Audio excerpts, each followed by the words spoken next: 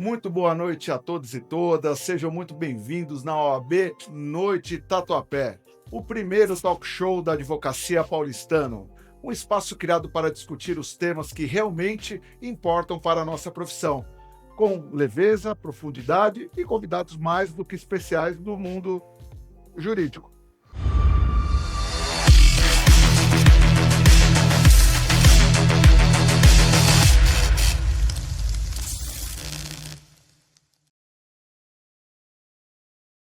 A cada 15 dias, a gente se encontra aqui, no YouTube da OAB Tatuapé, para falar sobre o direito que vive nas ruas, nos fóruns, nos escritórios e, claro, na alma de quem advoga. E o episódio de hoje, vamos falar sobre direito civil. Para isso, nós vamos convidar o professor Maurício Bunazar, especialista em direito civil. Seja bem-vindo, professor. Muito obrigado.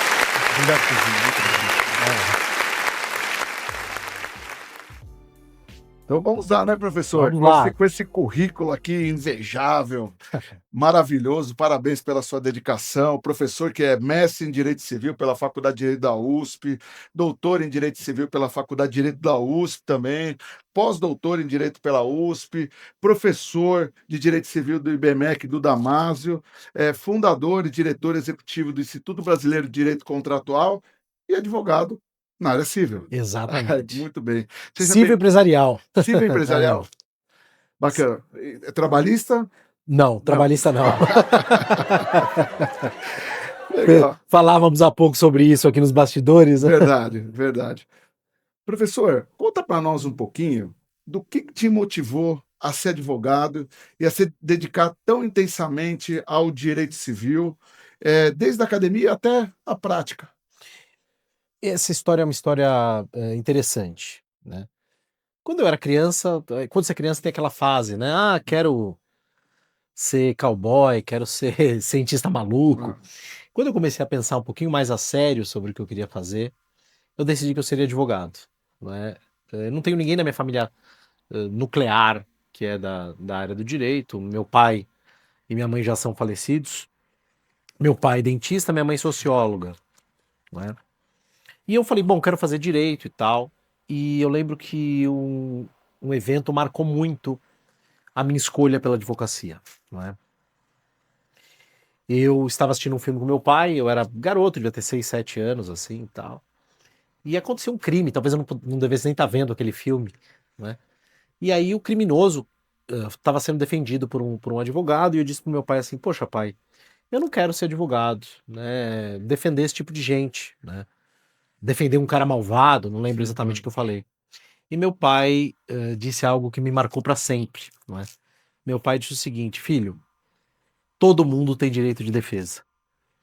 Não interessa o que a pessoa fez, ela tem direito à defesa. E o papel do advogado é entregar àquela pessoa tudo que a justiça pode entregar a ela. Eu lembro bem disso. Um dentista, não é?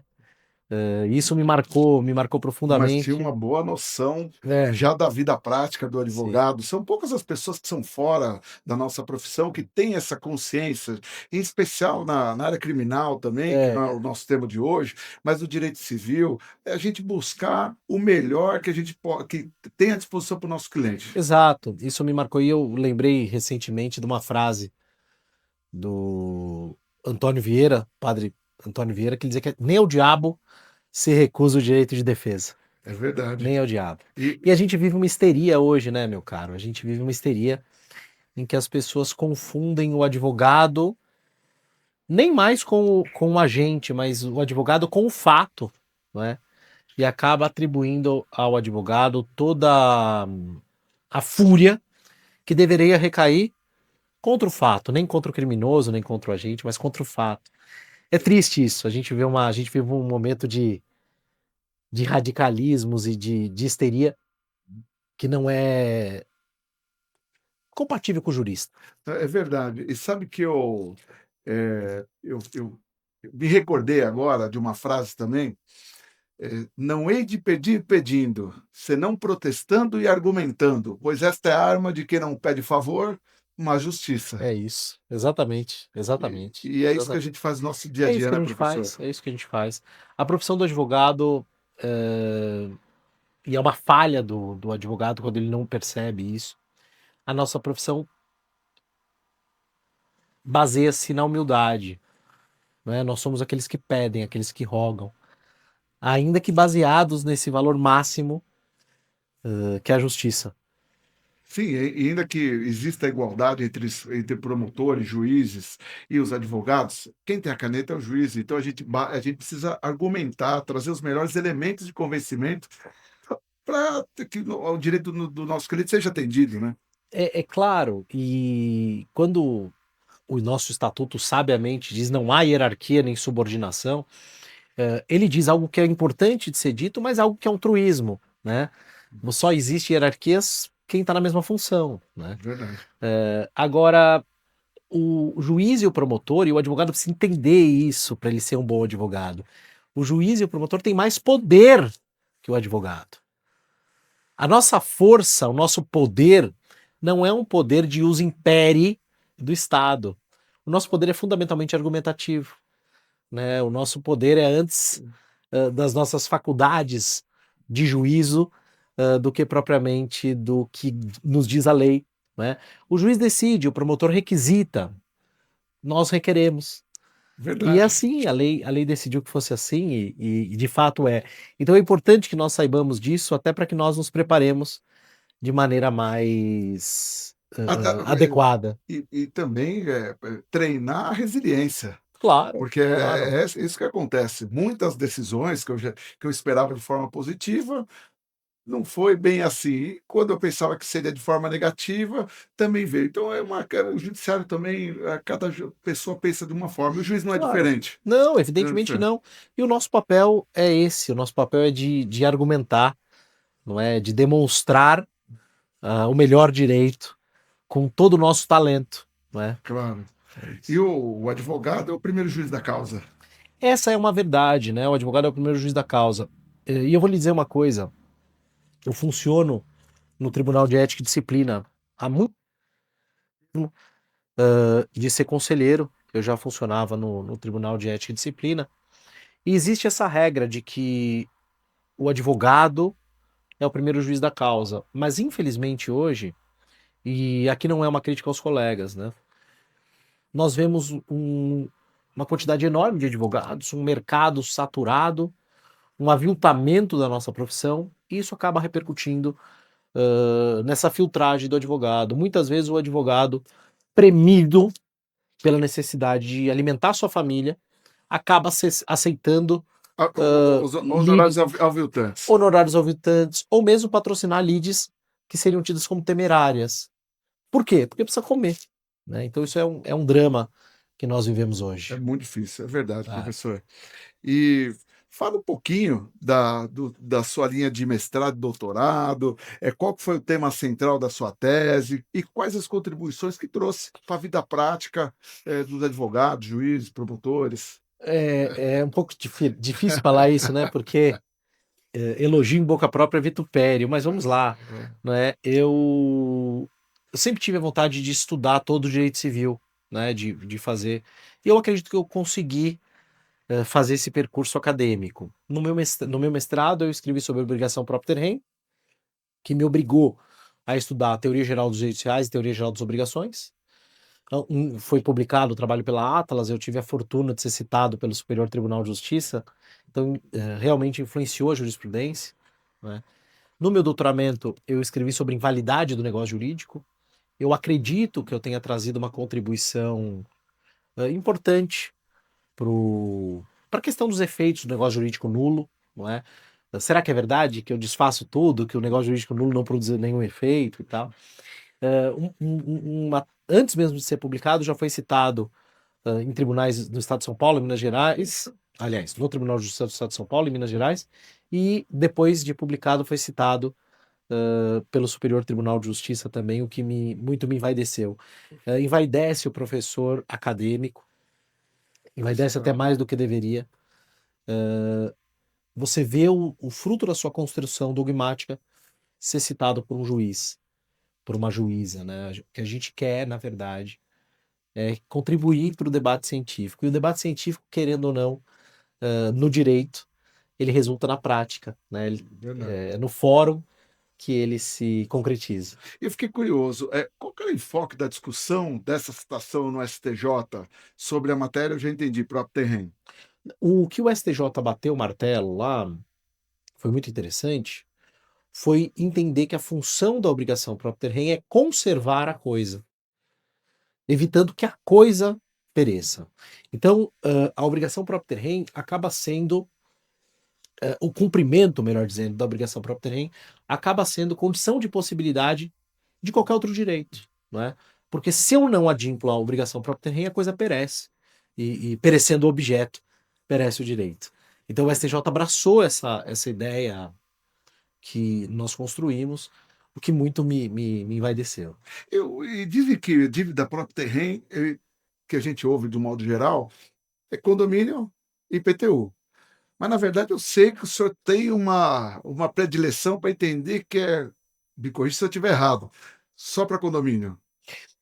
Na verdade, assim, a obrigação próprio terreno, existem várias obrigações próprio terreno. Sempre que eu tiver a obrigação de conservar algo comum, eu terei a obrigação próprio terreno. Então, fundamentalmente, as relações de direito comum são relações de tipo condominiais, não é? São relações de tipo condominial. Mas existem outras situações de direito das coisas que podem ensejar obrigação próprio terreno. Por exemplo, uma relação entre o superficiário e o dono do terreno. Professor, então não é só condomínio que tem uma obrigação próprio terreno envolvida na sua contribuição para a conservação da coisa? Não. Qualquer relação de direito real em que haja separação do domínio e domínio útil pode ser já obrigação próprio terreno. E aí, com relação ao IPTU, e eu estou vencido nessa, né? A jurisprudência inteira diz que é a obrigação próprio terreno. Eu entendo que não é. Eu entendo que o sujeito passivo é indicado a partir da situação de direito das coisas, mas isso ignorem, porque a jurisprudência inteira ignora. Se perguntarem para vocês se a obrigação de IPTU é próprio terreno, digam lá, e acabou. Só o tonto do Bunazar que pensa diferente. Mas sabe que depois que eu assisti uma palestra do senhor, eu falo assim, olha, há divergência sobre se o IPTU é não próprio terreno. Na essência mesmo, é o débito condominial. É isso. Na prática. Você vai dar uma divergência Diverge. pequena. Pequena, muito pequena, entendi. Equilibrada. Legal, professor. E fala um pouquinho do seu doutorado agora. Então, aí o doutoramento eu fiz sobre invalidade do negócio jurídico, Perfeito. fundamentalmente para refutar o dogma de que o negócio jurídico nulo não produz efeitos. Eu tento demonstrar, e acho que demonstro, que o negócio jurídico produz efeitos e que o desafio do intérprete é o que fazer com aqueles efeitos que foram produzidos. Né? O que fazer com aquilo? Então eu procuro desenvolver isso. E aí no pós-doutoramento, eu gosto sempre de dizer, né? As pessoas se apresentam, eu sou mestre, doutor, pós-doutor. É porque é um jeito fácil de dizer, um jeito chique também, não é? Mas na verdade o pós-doutoramento não é um título, ele é um estágio que a gente faz depois do doutoramento. É um estágio pós-doutoral. Né? Porque em tese, o doutorado é o último título.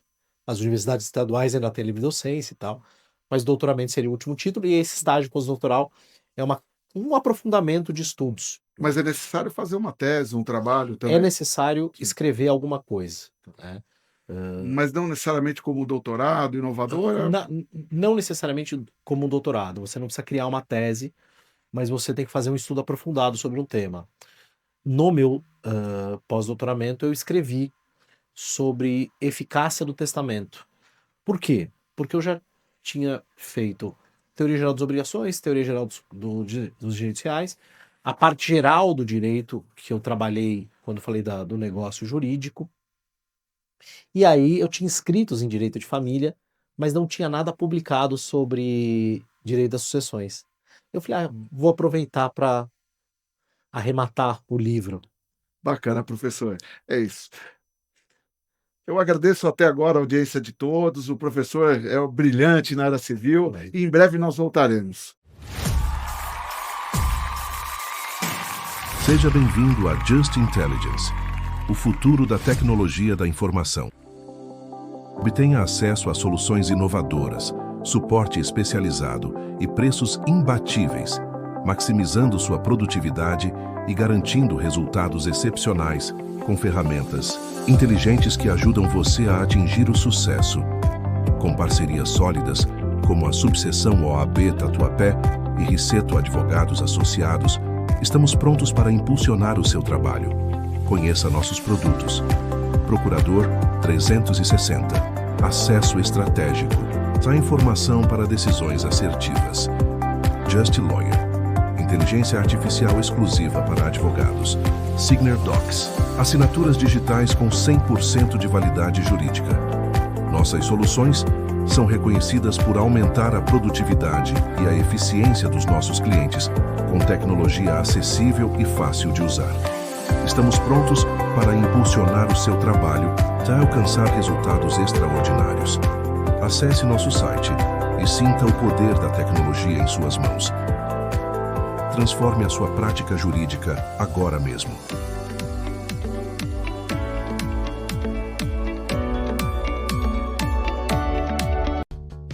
A venda de créditos judiciais pode transformar sua saúde financeira. Veja 2 exemplos. Carlos está há meses esperando a resolução de seu processo. As contas acumulam, a ansiedade cresce e ele sente os impactos na vida pessoal e profissional. Sem alternativas, ele continua preso à demora judicial. Já a Ana escolheu não esperar. Com a Justec, ela antecipou seus créditos de forma rápida e simples. Recebeu o dinheiro e usou para quitar dívidas e investir no que importa, recuperando sua tranquilidade. A escolha é sua: esperar como Carlos ou agir como Ana. Antecipe seus créditos e transforme sua vida.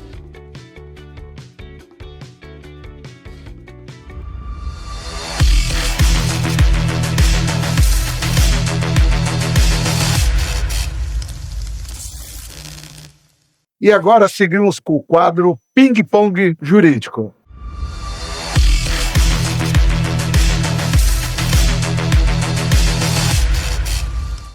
Nesse quadro, faremos perguntas e teremos respostas rápidas do professor.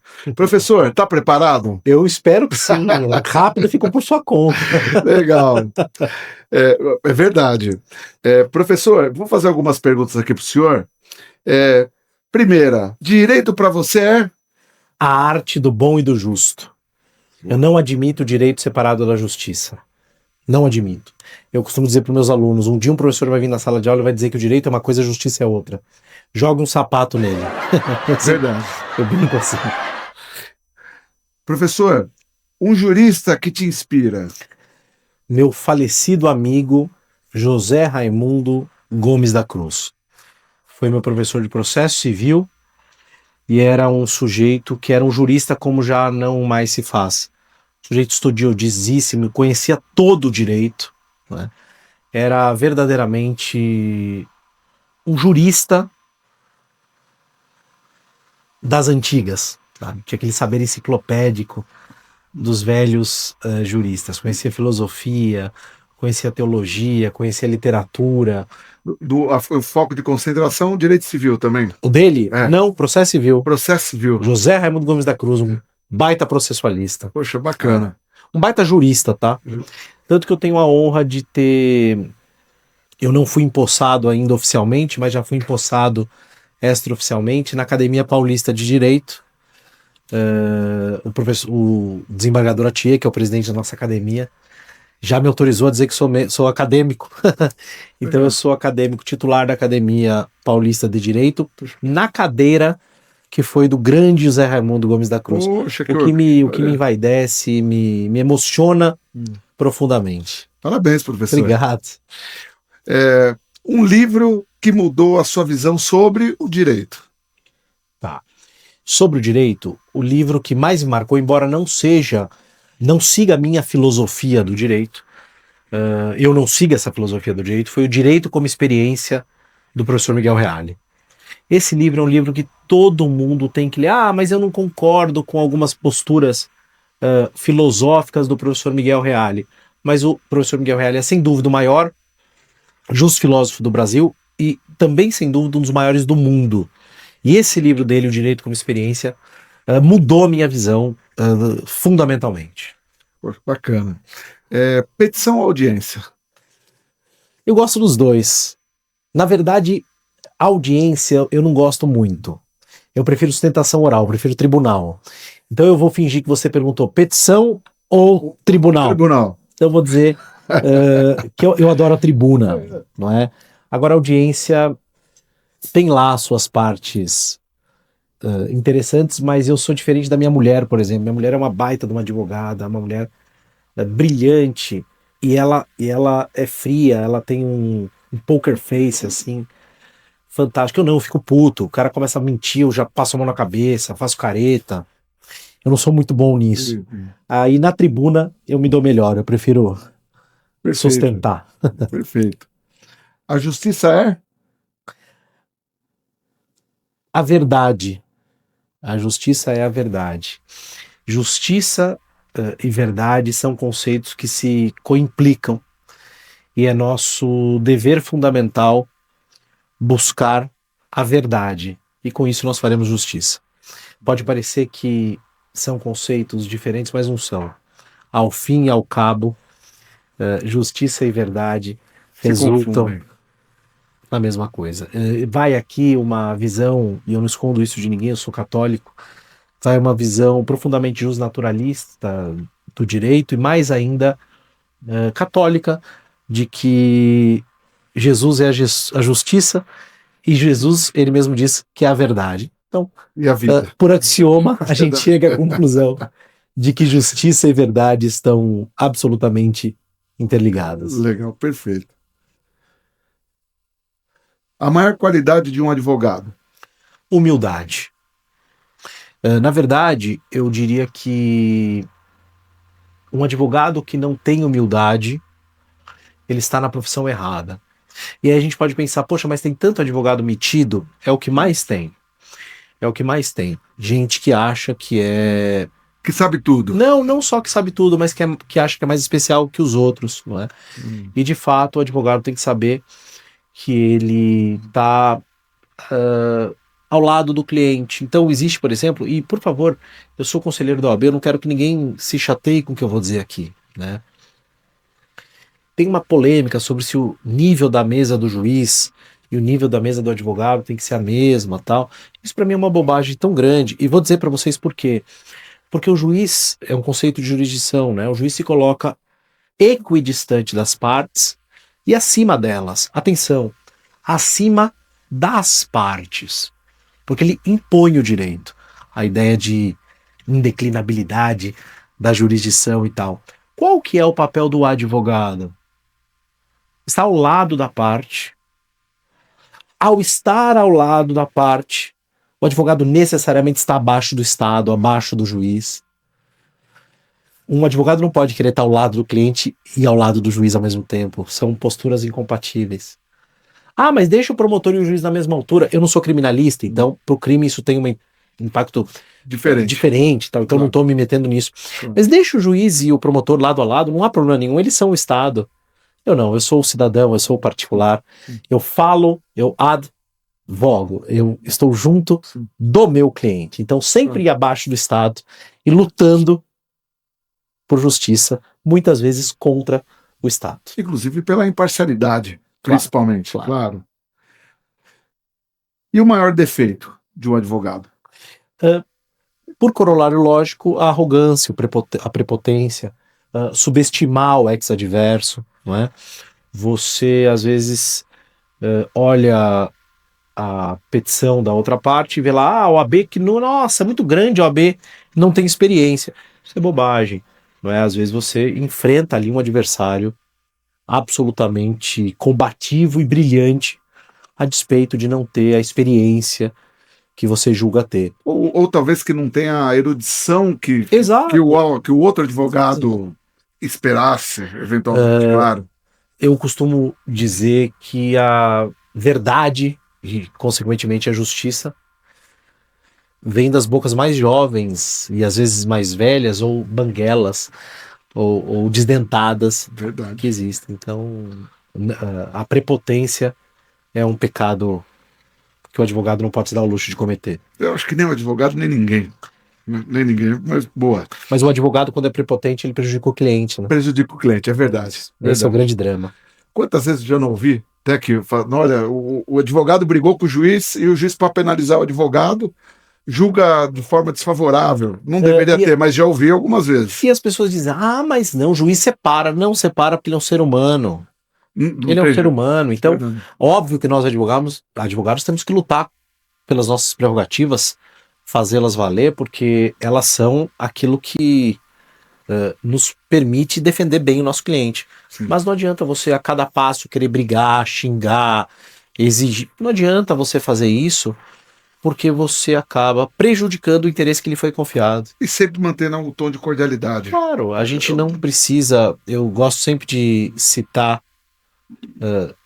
Shakespeare, né? Quando Otelo está gritando com Desdémona, e ela diz, eu sinto a fúria das suas palavras, mas não sei o que elas querem dizer.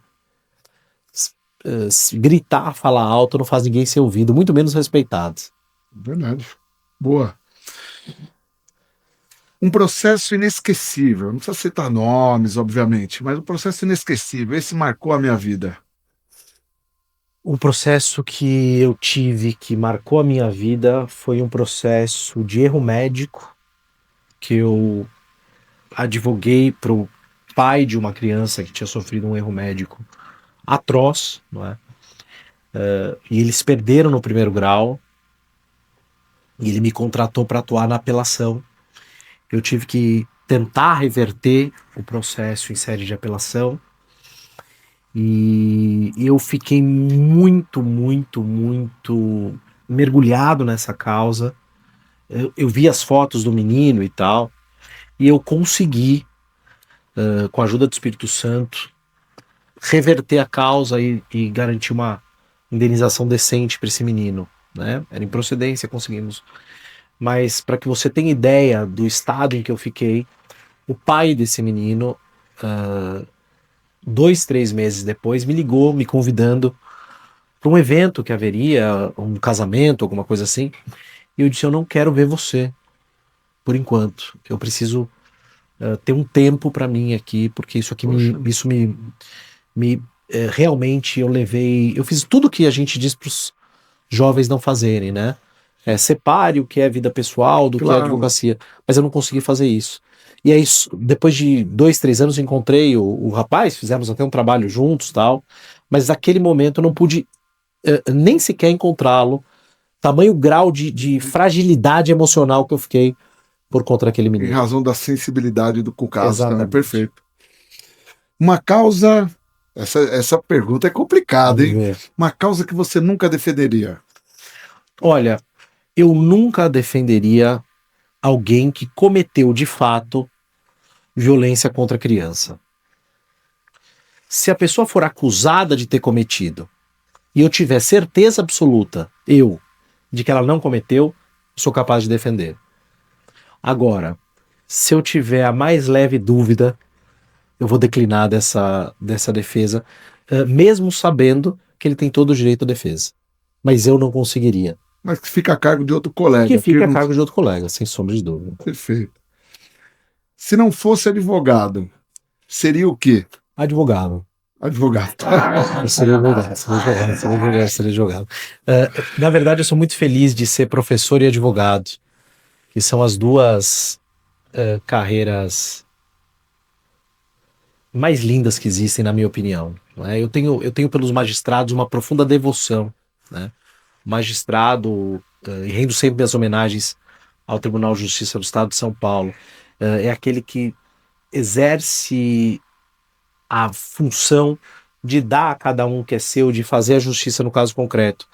É a função talvez mais nobre que haja, mas a mais apaixonante, aquela que eu mais me identifico, é com a advocacia. Mas hoje consegue separar bem o emocional do profissional, obviamente. Não consigo. Eu não conheço nenhum advogado que consegue. 100% não dá. Nós somos carecas, barrigudos, insones. É tudo porque nós não conseguimos separar o pessoal do profissional. Poxa. Dizer que o advogado separa o pessoal do profissional é a maior mentira que eu já vi. A não ser que o cara seja um completo descompromissado. E eu não conheço nenhum advogado de verdade que seja descompromissado. É porque gente boa atrai gente boa. Então, É isso, verdade, tá certo. é um problema. Então, quando jovens estudantes, né, disserem, separe, quando o professor disser, separe o pessoal do profissional, você não vai conseguir. Como bom médico não consegue. Se abstrair totalmente. Claro que não consegue. Claro, verdade. Uma frase que define a sua carreira. Bênção. Eu não tenho mérito nenhum. O judiciário em uma palavra. O judiciário em geral? O judiciário em geral. Em uma palavra. Difícil, hein? Não vai perguntar primeira instância, segunda, tribunais superiores. Eu tenho dificuldade de dizer, porque eu tenho pelo judiciário, eu já te disse, uma profunda devoção. Sim, não é? eu também. Então eu diria que o judiciário julgue, não legisle, não execute, julgue. A sua Seja inerte. A sua função é a mais bela que há, como eu havia, Claro. a mais nobre que há, como eu havia dito. Renuncie às tentações políticas, renuncie às tentações legislativas. Exerça esse mandato divino, que é o de ditar o direito. Ao caso dizer o direito no caso concreto. Perfeito. Criar a norma jurídica concreta e não em abstrato. Perfeito. Uma gafe de fórum. Eu tenho vários. Uma vez eu falei nos bastidores aqui que eu não gostava muito de direito do trabalho. E um dia eu fui a uma audiência trabalhista, eu era procurador municipal, e um colega pediu para eu ir, porque o empregado estava processando, não tinha ninguém, era aquela audiência que eu dar... Bom, eu fui, obviamente que eu sentei do lado errado. E ele deve ter falado que era algo muito simples. Sempre. E eu cheguei lá, sentei do lado errado, a magistrada já me corrigiu, né, já me botou do outro lado. E aí, no final, eu cheguei para ele e falei para ele assim, no carro, falei, você faça um acordo, porque você vai perder. Eu não sei nada disso aqui. Bom, chegou lá, fizemos um acordo. E aí eu fiquei todo feliz. Aí a juíza vira pra mim e fala assim, vocês que são do Trabalhistas e eventualmente estiverem me assistindo, depois me diga o que a juíza quis dizer. Ela olha pra mim e fala assim, doutor, sobre as verbas, incide tal coisa ou não incide? Eu não sei até hoje que ela me perguntou. Aí eu peguei e fiz assim, ó. E virei a cara pra juíza. Virei a cara. Ela falou, doutor? Eu falei, pois não, excelência. Ela falou, eu tô lhe perguntando, incide? Eu falei, mas a senhora que é a juíza, a senhora que decida. Eu não sei. Ela olhou pra mim, ela deve ter falado, esse moço é louco, né, coitado. Ela falou, doutor, o senhor tem que me dizer que se vai... Eu falei, quanto é que é? Ela falou, tipo, R$30. Eu falei, incide. Porque eu falei, R$30 eu pago se eu tiver errado. Sim. Eu não sei até hoje o que essa mulher me perguntou. Até hoje eu não sei o que essa senhora me perguntou. Incide ou não incide? Então eu não sei o que. Foi uma baita gafe, porque ela deve ter achado que eu era completamente louco. Poxa, mas é uma gafe, verdade. Uma baita gafe. Um hobby que salva a sua sanidade. Meu hobby é a leitura. Eu gosto de ficar... Eu tenho um escritório na minha casa, no meu apartamento, muito gostoso, muito pequenininho, mas muito aconchegante. Eu gosto de fechar a porta ali e ler. Isso salva a minha sanidade. Muito bom. O que você diria ao seu eu recém-formado em Direito? Vai dar certo. Eu diria isso, vai dar certo. Não desista, siga em frente. Siga em frente, menos ansiedade. Legal. É isso. Terminamos o quadro Ping Pong. É muito bom estar com o professor Bunazar, mas não vão embora. Haverá ainda mais um bloco. Continuaremos na sequência. Muito obrigado.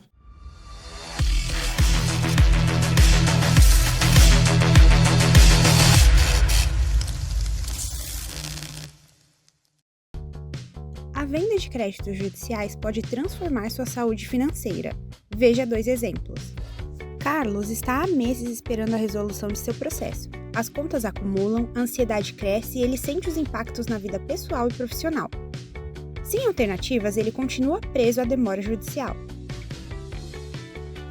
Já a Ana escolheu não esperar. Com a Justec, ela antecipou seus créditos de forma rápida e simples. Recebeu o dinheiro e usou para quitar dívidas e investir no que importa, recuperando sua tranquilidade. A escolha é sua: esperar como Carlos ou agir como Ana. Antecipe seus créditos e transforme sua vida.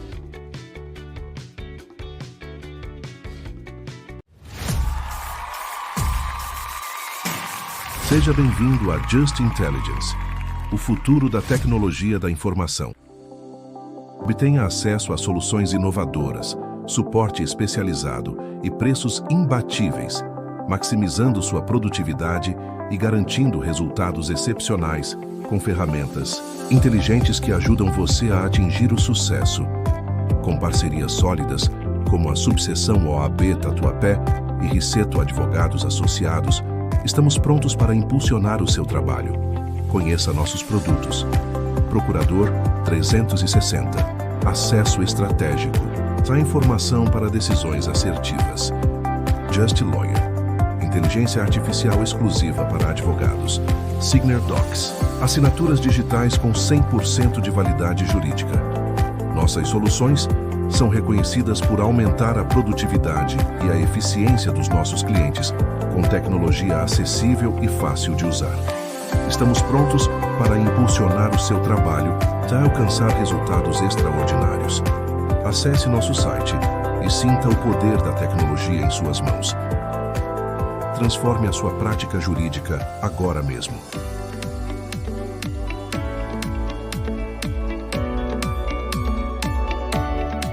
Estamos de volta com o professor Bunazar. E agora, gostaria de saber um pouquinho da sua experiência na docência, professor. Muito bem. Como eu disse há pouco, a docência é uma paixão na minha vida, né? Outro dia um aluno sagaz me fez uma pergunta difícil. Ele falou: professor, o senhor prefere ser advogado ou professor? Né? E eu disse a ele: depende. Tem dia que eu estou muito de saco cheio da advocacia, eu falo: ainda bem que eu sou professor, eu vou virar só professor, chega, a advocacia não dá mais. E tem vezes que eu estou extremamente exausto da academia, dos alunos nunca, porque os alunos são a razão pela qual eu quis ser professor, né? Eu tenho pelos meus alunos uma profunda relação afetiva, um profundo afeto. Mas saco cheio da academia, de saco cheio das políticas acadêmicas e tal, quer saber, vou ficar só na advocacia, vou ganhar mais, vou ser mais feliz. Então são esses sentimentos ambivalentes. E às vezes eu tô numa fase como eu tô hoje, absolutamente apaixonado pela advocacia, absolutamente apaixonado pela docência. Mas a minha história na docência é uma história interessante. Durante a graduação, eu fui monitor de processo civil e direito administrativo. E aí, quando logo que eu me formei, eu passei no concurso para a Procuradoria Municipal do município pertinho de São Paulo, e enquanto não me chamavam, eu fiz um cursinho. E aí o professor José Fernando Simão, era o professor desse cursinho, me convidou para lecionar. Eu comecei a lecionar Direito Civil, e aí concentrei todo o meu estudo no Direito Civil. E desde 2006 que eu não parei de lecionar. Ano que vem completam-se 20 anos de docência. O tempo passa. Poxa, muito rápido. Muito. Como é aquela questão de que, desde o direito romano, a copropriedade ou condomínio é a mãe das fichas? É uma frase bonitinha, aquelas assim: condominium mater richarum est. O condomínio é a mãe das brigas, a mãe das rixas. Porque de fato na verdade, a vizinhança é a mãe das brigas, a proximidade é a mãe das brigas. Quando você pensa num direito rural, por exemplo, numa sociedade rural, eu tenho a minha fazenda, eu sou o pater familias ali, eu mando, né? O próximo pater familias está a 20 quilômetros. Não tem conflito, não tem confusão. Só de divisão. Agora, claro, aí quando você começa o adensamento urbano, quando começa proximidade, gera conflito. E o condomínio é a proximidade por excelência, não é a proximidade necessariamente de direito, mas e quase sempre fática, né, das pessoas ali. Então gera briga. Verdade, cada um pensa de uma forma. Sim. E vamos falar um pouquinho das principais reformas propostas do Código Civil qual que o senhor entende mais interessante, mais relevante para a atualização da nossa atual legislação? O que o senhor pensa sobre isso? Olha só, pergunta muito bacana. O então presidente do Senado, o senador Rodrigo Pacheco, montou uma comissão de juristas para rever e atualizar o Código Civil, não é? E incumbiu o vice-presidente hoje do Superior Tribunal de Justiça, o ministro Luiz Felipe Salomão, incumbiu da presidência da comissão, não é? Eu fui nomeado consultor dessa comissão, que me permitiu perpassar todos os livros e tal. E o objetivo foi realmente atualizar, não fazer um novo código, nem nada disso. E as diretrizes do ministro Luiz Felipe Salomão foram muito interessantes, muito corretas, né? No sentido de dizer o quê? Cabe a vocês adequar o texto atual a tudo aquilo que a jurisprudência já positivou. Então, só para dar um exemplo, o Supremo Tribunal Federal, há muito tempo, já admitiu o casamento de pessoas do mesmo sexo, né? A união estável de pessoas do mesmo sexo, o casamento de pessoas do mesmo sexo. E o Código Civil ainda fala casamento entre homem e mulher. Então nós tivemos que adequar isso. O Superior Tribunal de Justiça e o Supremo Tribunal Federal admitem como fonte de filiação a parentalidade socioafetiva. Nós fizemos com que isso também constasse do código. Então o código o projeto de código é antes uma atualização do que propriamente, como alguns dizem, um novo código e tal. E há uma grande novidade, essa sim é uma novidade, que é o livro do direito digital, né? É o primeiro código de que se tem notícia, que vai ter, se for aprovada a reforma, vai ser o primeiro código que vai contar com o livro de direito digital. E as pessoas falam, aí eu tenho umas críticas assim, né? Mas o direito digital, ele se desatualiza rápido. As pessoas confundem o direito digital com o digital, né? Não tem artigos ali falando de pendrive, nada disso, né? De IA, né? Não tem isso. O que ele busca trazer, esse livro de direito digital, rendo minhas homenagens à relatora, a eminentíssima professora Laura Porto, não é?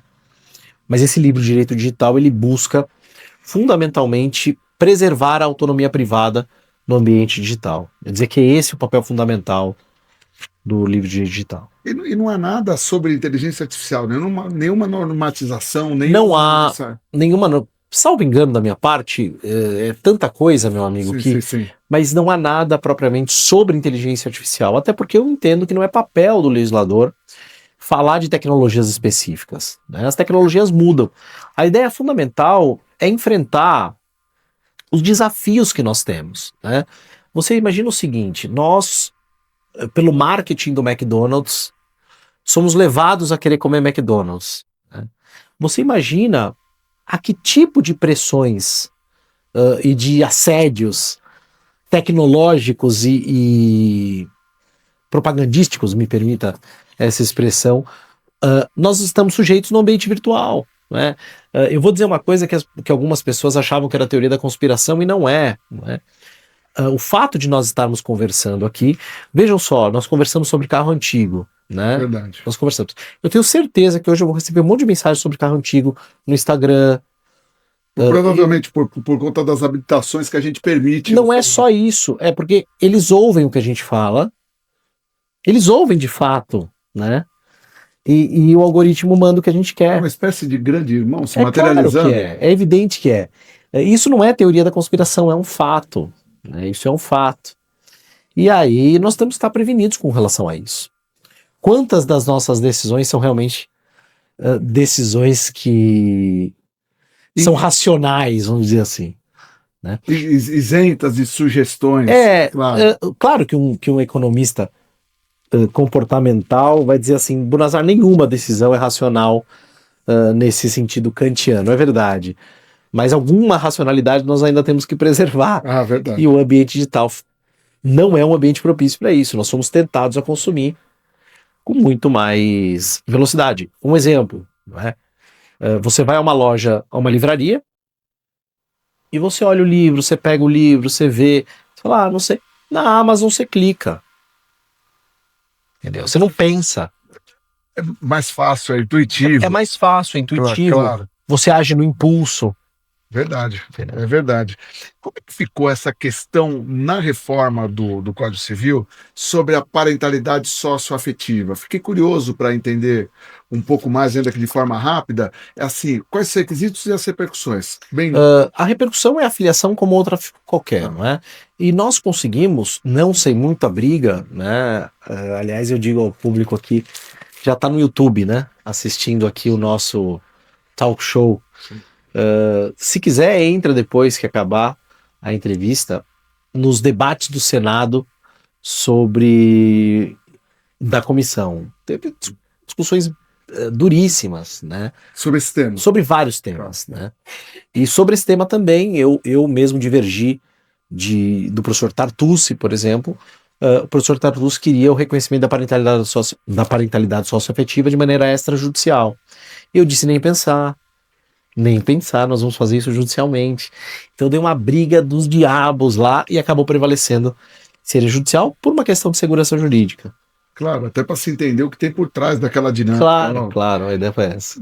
Verdade. E vamos falar um pouquinho do seu pós-doutorado, ainda nós não falamos, né? Da sua matéria de Eu concentração. comentei que eu estudei sobre eficácia do testamento. A eficácia do testamento, é verdade. Foi um estudo interessante. E quais são as tendências e inovações do direito civil, na sua visão, independente das questões de reforma? Eu acho que a tendência hoje do direito civil é um resgate à sua tradição fundamental de respeito à autonomia privada. Então nós estamos de olho e estou aqui com olhos postos num avanço importante, foi a Lei da Liberdade Econômica. E eu diria que o projeto de reforma do Código Civil, ele incrementa a autonomia privada.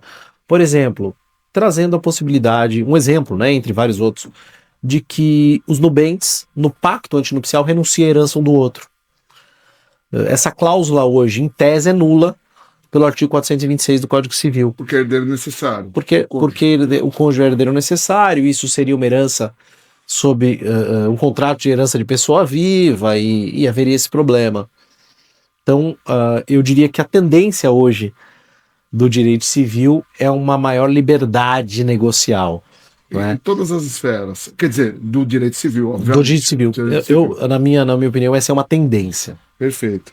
Tecnologia e direito, em especial na área de direito civil. Como é que o senhor enxerga a utilização das inteligências artificiais como colaboradora do dia a dia do advogado? É o seguinte, eu vou ser muito franco aqui, sem dourar a pílula, tá? A inteligência artificial é algo absolutamente fantástico. Para nós que somos mais velhos, ela chega a ser quase mágica. Mas ela tem um problema de fundo, que é um problema radical. E desculpem essa visão pessimista, tá? A inteligência artificial vai fazer dos grandes advogados ainda maiores. E vai fazer da massa de advogados uma massa medíocre. Por quê? Eu te explico. Quando eu estou usando a inteligência artificial, eu discuto com ela temas. E por que eu discuto com ela temas? Porque eu conheço esses temas. Então, eu vou ensinar um macete. Eu gosto muito de estudar filosofia. Eu gosto muito de estudar filosofia. Eu um dia... Eu nunca vou fazer, mas eu gosto de dizer que um dia eu vou fazer. Não sei se vai estar no arco temporal da minha vida, mas eu gostaria de fazer um curso de filosofia. Né? Bacana. E eu estudo filosofia e é muito difícil você estudar certos temas filosóficos sem ter feito graduação em filosofia. Porque tem toda uma questão de história, de linha do tempo. Então, quando eu quero discutir o pensamento de um autor, eu coloco uma ideia desse autor, uma ideia rebuscada do autor, e digo para quem fez isso? Quem é o autor dessa ideia? Aí, se ela acerta, eu faço mais uma ou duas perguntas teste, e eu só discuto com ela se ela acertou. Então, na verdade, tem uma entrevista com a inteligência artificial. Antes de perguntar para saber se ela sabe aquilo que ela está dizendo. Se ela tem capacidade se ela não souber, outro dia, por exemplo, eu estava falando de um romance e eu inventei uma frase, não é? E eu fiz de propósito, eu fiz uma frase do romantismo do século XIX, não é? E falei de quem é essa frase. E a frase era minha. E ela atribuiu ao autor. Aí eu disse de que obra? Ela inventou a obra lá, bonitinho e tal. Falou, você tá alucinando, não vamos conversar hoje. Vá descansar. Poxa, Né? recupere suas energias. É isso, não adianta. Agora, qual que é o problema de quem não tem experiência? O aluno vai lá e escreve assim, faça para mim um trabalho sobre o tipo penal. E vem pronto. Ele não sabe se aquilo é verdadeiro ou é falso, porque ele não tem histórico.